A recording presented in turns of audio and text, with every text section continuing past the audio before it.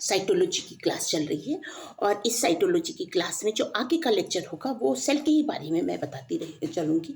मैं सेल को उस तरीके से मैंने और वीडियोस देखे उस तरीके से लेके नहीं चल रही हूँ जिस तरीके से लोगों ने लिया है कि लिटरली बता दे रहे हैं कि सेल की मेम्ब्रेन है, सेल की वॉल है और उसके क्या क्या कंटेंट है, ये सब चीज़ें। मैं जो प्रश्न आ रहे हैं वो जैसे जैसे रास्ते में मुझसे मिलते जा रहे हैं, जैसे मैंने अपने आप पढ़ा था वैसे आपको बताती चल रही हूँ। तो हम बात कर रहे थे कि दो तरह की सेल, यूकैरियोटिक, प्रोकैरियोटिक, जिसमें कि यूकैरियोटिक एडवांस सेल है और प्रोकैरियोटिक आपकी प्रिमिटिव सेल है। अब इसमें अंतर क्या है, यूकैरियोटिक ये थोड़ा सा बताया था। सेल और तरीके से दो एक डिवीजन और भी है जिसको हम कहते हैं प्लांट सेल और एनिमल सेल। ये दोनों अलग अलग हैं। प्लांट सेल प्लांट्स में पाई जाने वाली सेल है और एनिमल सेल एनिमल में पाई जाने वाली सेल है। तो जो इसमें अंग मिल रहे हैं, ऑर्गेनेल्स मिल रहे हैं, इनका थोड़ा सा इंट्रोडक्शन देख लें इस अपने एपिसोड में, इसी सीरीज के इस एपिसोड में। जो हमारे सेल वॉल के अंदर, सेल मेम्ब्रेन के अंदर, और उसमें सेल वॉल भी पाई जाती है प्लांट सेल में और सेल मेम्ब्रेन भी पाई जाती है, दोनों पाई जाती है। एनिमल सेल में नहीं, खाली सेल मेम्ब्रेन होती। तो इसमें जो अंदर पार्ट होता है इसमें साइटोप्लाज्म, प्रोटोप्लाज्म, न्यूक्लियोप्लाज्म। तो प्रोटोप्लाज्म जो होल होता है और पूरा का पूरा जिसको जीव द्रव्य कहते हैं, इसको दो भागों में बांटा गया, न्यूक्लियोप्लाज्म और साइटोप्लाज्म। तो साइटोप्लाज्म जो सेल सैप में होता है, सेल कोशिका द्रव्य होता है, उसको कहते हैं न्यूक्लियोप्लाज्म, जो न्यूक्लियस के अंदर होता है। न्यूक्लियस के अंदर न्यूक्लियोलस होता है। न्यूक्लियस के अंदर हमारे डीएनए आरएनए होते हैं, इसी के अंदर होते हैं डीएनए आरएनए, यानी डाईऑक्सी राइबोन्यूक्लिक एसिड और राइबोन्यूक्लिक एसिड। ये दोनों के दोनों जेनेटिक मटेरियल होते हैं, जीन्स होते हैं और क्रोमोसोम्स अपने साथ क्रोमोसोम्स होते हैं। क्रोमोसोम्स के अंदर जीन्स होते हैं।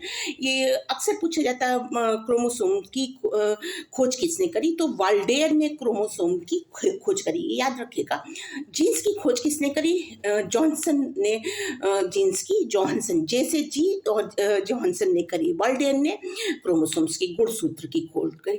ये गुणसूत्र ही होते हैं जो निर्धारित करते हैं कि इंसान को क्रोमोसोम कि इंसान को कैसा होना चाहिए या इंसान क्या है। और उसके अंदर जो जीन्स होते हैं वही सारी की सारी चीज़ों को, सारी इंफॉर्मेशन को अपने अंदर पैक कर रखते हैं। जैसे कि आप इनका इसको इस तरीके से समझ सकते हैं, जैसे कि एक क्लास है, क्लास में एक डॉक्टर, एक उमा पांडे नाम की लड़की है, एक शिप्रा है, एक मधुरिमा है, एक अमनजीत है, ऐसे करके हम, एक अनु है, ऐसे करके हम लड़कियां हैं। तो हर लड़की का अपना अपना एक अलग कैरेक्टरिस्टिक है, एक अपना अभिलाक्षणिक गुण है। उसी तरीके से हर जीन्स का हर प्रत्येक मानव में पाए, ये कैसे होता है, ये जीन्स ही निर्धारित करती है। गुण सूत्र, इसीलिए से गुण सूत्र कहते हैं। गुणों का जो सूत्र है वो गुण सूत्र होता है। तो ये आपने समझ लिया। ऐसे हमारे अंदर 44 46 हमारे अंदर पाए जाते हैं, जो सेल्स होती गुणसूत्र पाए जाते हैं। लेकिन 23 पेयर पाए जाते हैं या 46 गुणसूत्र पाए जाते हैं। इसमें 44 एक जैसे होते हैं, लेकिन लास्ट वाला 23rd वाला अलग होता है। मेल में XY होता है और फीमेल में XX होता है। XX मतलब उसका सिंबल होता है, उसके अंदर जो क्रोमोसोम्स होते हैं उसके, उसको डिनोट करता है, वो होता है। तो ये आपकी सेल की जो सबसे बड़ी सेल होती है वो, और आपको मैंने ये भी बताया कि अगर दिमाग की सेल है, नर्वस सिस्टम की, तो उसको न्यूरॉन कहेंगे। अगर किडनी की है तो उसको नेफ्रॉन कहेंगे।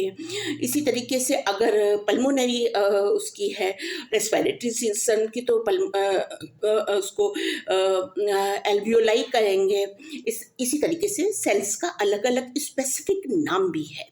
तो इस तरीके से भी अलग होती है। जो सबसे बड़ी सेल है शरीर के अंदर, ऐसे नहीं, जो सबसे बड़ी सेल है शरीर के अंदर वो नर्वस सिस्टम की सेल, उसको न्यूरॉन जो है वो सबसे बड़ी सेल है।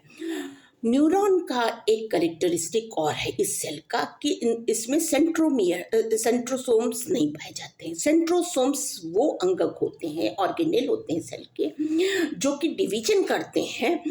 माइटोटिक मियोसिस दो डिवीजन होते हैं, रिडक्शन डिवीजन होता है और दूसरा डिवीजन होता है, और इन दोनों डिवीजन के फलस्वरूप नए शरीर बनता है, नए जीन्स, नई सेल बनती है, और नई सेल जो है फर्दर नया आदमी या मनुष्य या बच्चा बना देती है। तो न्यूरॉन सेल के अंदर बिल्कुल भी डिवीजन नहीं होता है और शरीर की सबसे बड़ी सेल होती है। इसीलिए हेलमेट पहनने को कहा जाता है शरीर में, और किसी चीज को उतना कवर अप करने को नहीं कहा जाता जितना कि न्यूरॉन दिमाग को कहा जाता है, क्योंकि अगर ये डैमेज हो जाता है तो बनना मुश्किल हो जाता है, क्योंकि उसमें डिवीजन ही नहीं होता है। और ये जो दिमाग के का ये वाली सेल है, ये 90% पोर्शन बनाती है। तो इससे दो चीजें आपके पास निकल के आई, एक तो ये कि इसमें कैंसर होना मुश्किल होता है, इम्पॉसिबल है, कैंसर, ब्रेन कैंसर होना मुश्किल है, लेकिन फिर भी लोगों को होता है। कैसे होता है? 10% जो है सेल्स वो डिवीजन करती हैं, उसमें सेंट्रोमियर, सेंट्रोसोम्स पाए जाता है, सेंट्रियोल पाए जाता है, सेंट्रोसोम्स पाए जाता है। तो इससे होता है, लेकिन 90% नहीं होता है। तो इसलिए इसको बहुत बचा के रखा जाता है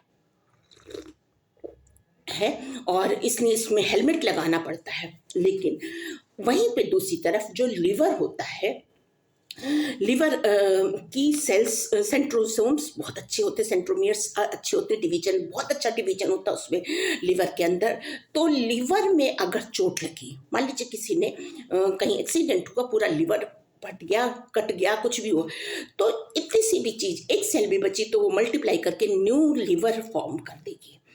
तो हमारी ये चीजें, ये दो कैरेक्टरिस्टिक, एक न्यूरॉन सेल की, एक लिवर सेल की, इन दोनों को कंबाइन करके हम कैंसर को रोक सकते हैं। कैसे रोक सकते हैं? ये अच्छी हाइपोथेसिस आ रही है और कोशिश करी जा रही कि वो न्यूरॉन सेल को ट्रांसप्लांट करें, हम रिप्लेस करें उस सेल से जहाँ पे जो एनामोलस ग्रोथ कर रही, जो ट्यूमर कॉज कर रही हैं, फटाफट डिवीजन कर रही हैं।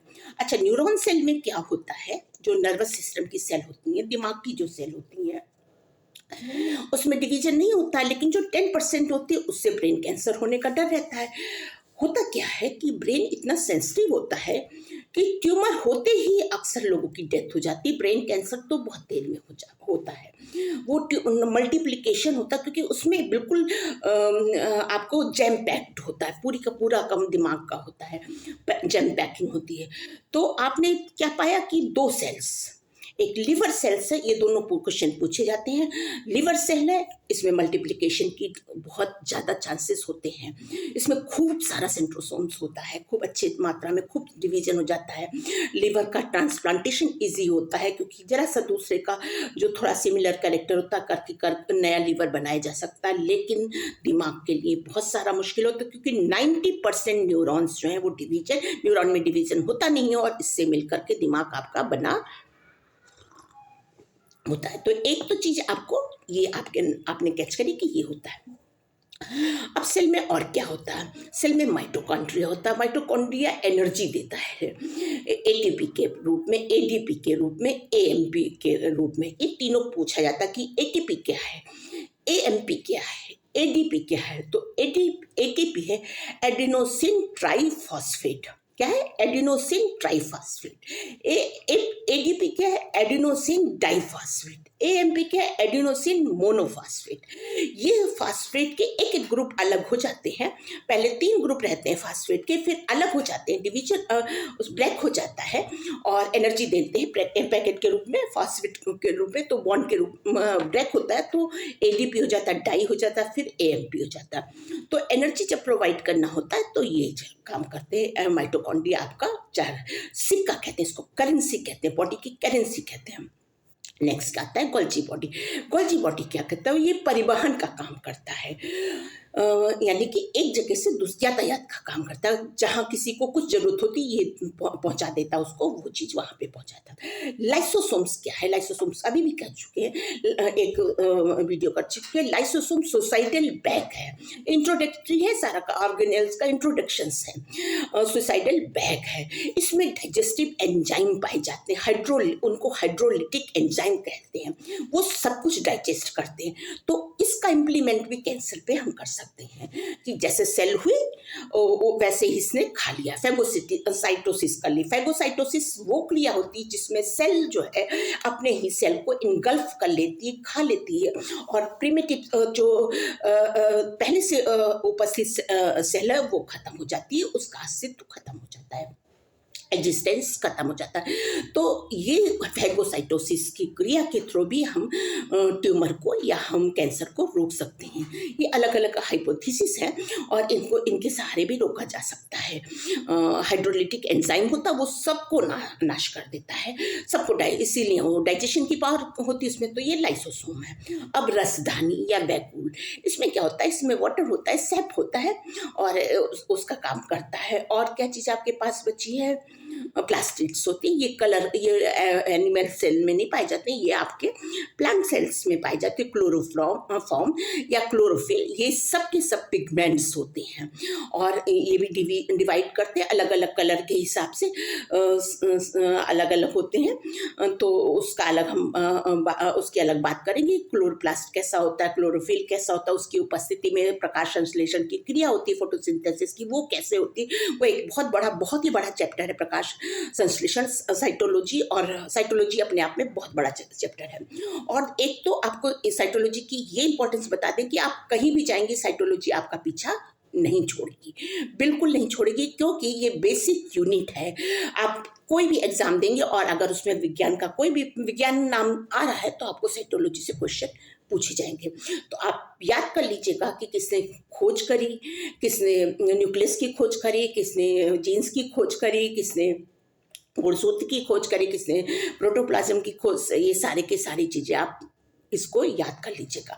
गोल्जी बॉडी होगी, अच्छा, एंडोप्लाज्मिक रेटिकुलम, ईआर के नाम से संबोधित करते हैं इसको, ईआर या एंडोप्लाज्मिक रेटिकुलम।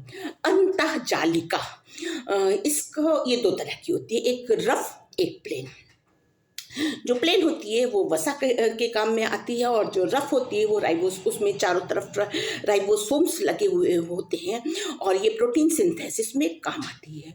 एक और चीज़ याद रखिएगा, जो अमीनो एसिड्स है आपके प्रोटीन की सिंथेसिस होती है, ये बाद में पढ़ाएंगे बढ़ा करके, लेकिन थोड़ा सा अभी दिमाग में आया कि ये बताते चले।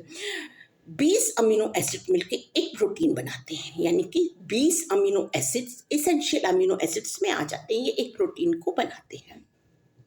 इसका काम एंडोप्लाज्मिक रेटिकुलम करता है। तो आपके पास रफ ईआरए आ गया।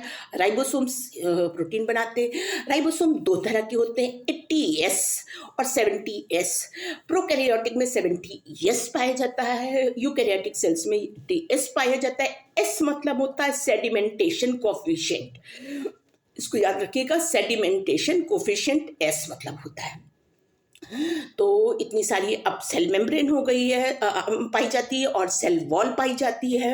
ये इन दोनों से घिरा होता है, जैसे आपके मकान की बाउंड्री होती है वैसे ही आपके सेल की भी बाउंड्री है। मकान सेल अपने आप में एक कॉम्पैक्ट कॉलोनी जैसी होती है, या एक ऐसा घर होता है जिसमें बेडरूम भी है, ड्राइंग रूम भी है, बाथरूम भी है, वॉशरूम भी है, लॉबी भी है, और पोर्च भी है, और किचन भी है, सब कुछ है।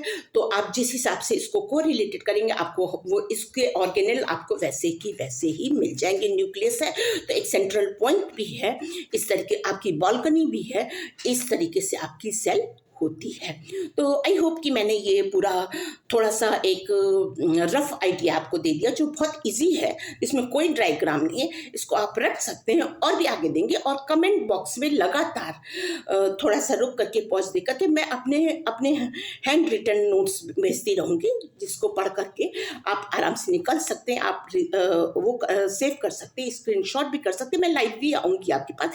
Thank you. मैं डॉक्टर उमा शर्मा फिर आपके पास बायोलॉजी से रिलेटेड और भी चैप्टर लेकर के आती हूँ। Thank you.